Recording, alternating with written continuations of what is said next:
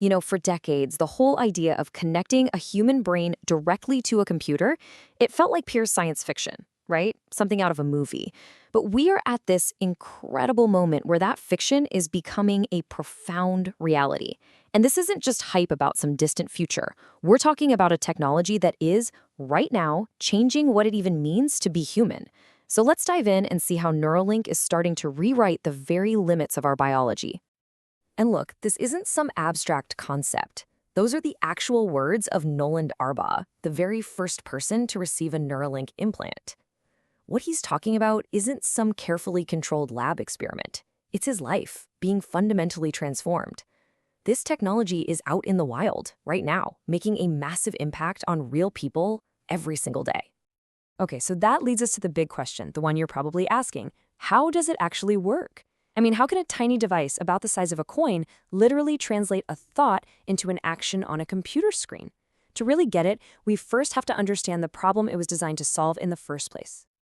So the first thing you have to understand is that Neuralink's initial mission isn't about creating superhuman abilities. Not at all. It's about restoring what was lost. It's about fixing the broken communication lines between the brain and the body, a heartbreaking problem that affects millions and millions of people all over the world. Just think about someone with paralysis from a spinal cord injury, or a person with ALS, whose mind is perfectly sharp, 100% there, but their body just can no longer follow commands. This is exactly who Neuralink was first designed for, and the goal isn't just to help them communicate a little better, it's about restoring their independence and their connection to the world around them. This slide just lays out the leap perfectly. Let's take the story of a participant named Brad, who has ALS. For 6 long years, he had to rely on an eye gaze machine. That's the tech on the left. It's incredibly limiting, it's slow, and it often keeps you trapped indoors. He couldn't leave his house. But now, with the BCI, he's living in the column on the right. He can go outside, to the park with his kids. He can work again. This isn't just some technical upgrade, it's a total life upgrade.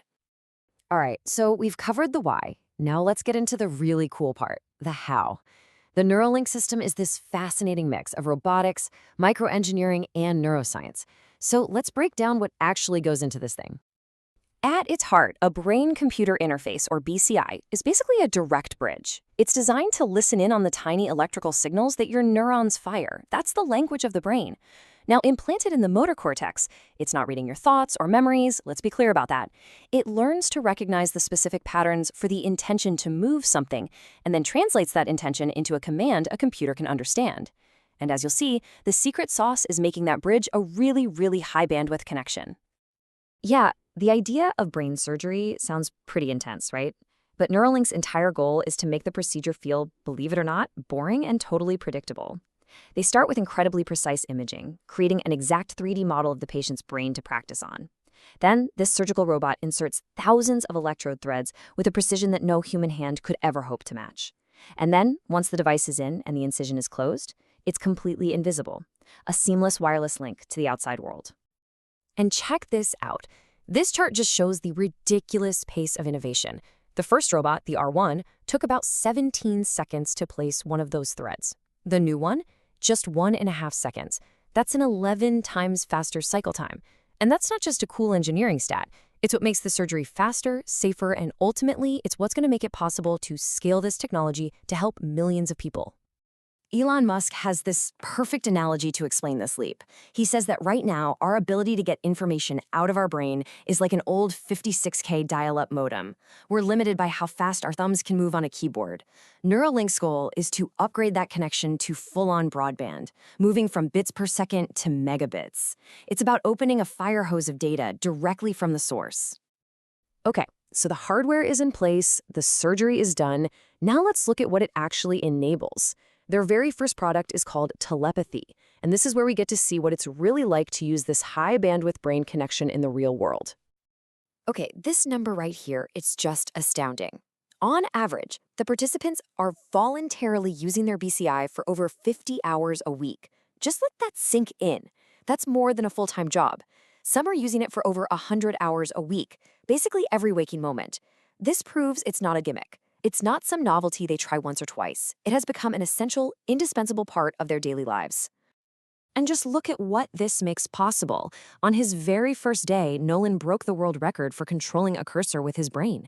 People are playing complex video games like Call of Duty. We're talking controlling two separate joysticks with their mind. They're doing professional 3D design work, taking online classes, and even regaining the ability to draw and write using a robotic arm. These aren't simple little tasks. This is high-level, intuitive, real-time control. And this quote from Audrey, the first woman to get an implant, just captures the feeling perfectly. After all the complex engineering and the dense neuroscience, the experience for the user is just magical. It feels like a superpower, like becoming Professor X from the X-Men and actually moving things with your mind. So telepathy is all about output, sending signals out of the brain. The next grand challenge for Neuralink is all about input. Their next product is called BlindSight, and the goal is to send visual information directly into the brain, aiming to restore sight for people who are blind. Now, the crucial part here is that this could potentially help people even if their eyes or optic nerves are completely gone. The idea is an external camera captures the world, and then the implant stimulates the brain's visual cortex directly. Now, they're being very upfront that the first version will probably be pretty low resolution, think old school Atari graphics. But for someone living in total darkness, even that is a whole new world. The ultimate goal, though, is to one day surpass normal human vision. And all of this, both telepathy and BlindSight, it's all building towards a much, much bigger vision. They aren't just trying to solve individual problems one by one. They're creating a platform for the brain itself, a whole brain interface that could completely redefine what's possible. And they have this clear, incredibly aggressive roadmap. By 2026, the first BlindSight patient. By 2027, the ability to have multiple implants at once, with over 10,000 channels of data. And by 2028, they want to expand into entirely new areas, like treating severe psychiatric conditions, with another exponential jump in channel count. The pace of progress they're planning is just relentless. To understand the ultimate long-term goal here, you really have to grasp this concept of a digital tertiary layer. What Musk means is that we are already cyborgs. Think about it. Your phone is an extension of your brain. It's a third layer of memory and computation. The problem is the connection is so slow. You're limited by your fingers. Neuralink's ultimate mission is to get rid of that bottleneck and create a seamless, high-speed merger between our biological intelligence and our digital intelligence. And that leaves us with one last, absolutely fascinating question. The whole journey starts with healing, right? With restoring what was lost. But as this technology evolves, as we build this seamless bridge between our minds and our machines, are we just fixing what's broken, or are we witnessing the very beginning of a completely new phase of human existence?